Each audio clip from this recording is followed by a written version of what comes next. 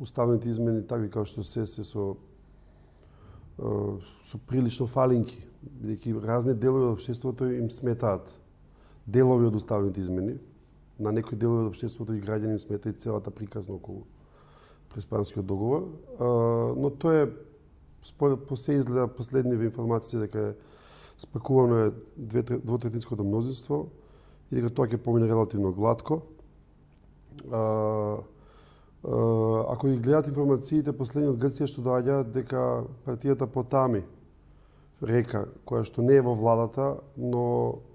се заложи дека ќе го поддржи Преспанскиот договор, со што чинам дека ќе се обезбеди таму мнозинство. И притисокот сега ќе биде на грчката страна, тој нема да биде преголем притисок, бидејќи мислам дека таму веќе е завршена работата. Јас би рекол и на задоволство на опозициите во двете држави. Тоа е преќутно задоволство, затоа што ќе можат да играат политичката игра и да го напаѓаат власта дека предала некаква национална кауза, но да отргнат тој голем товар од себе за понатаму да можат да биде битката политичка помеѓу противниците релативно чиста.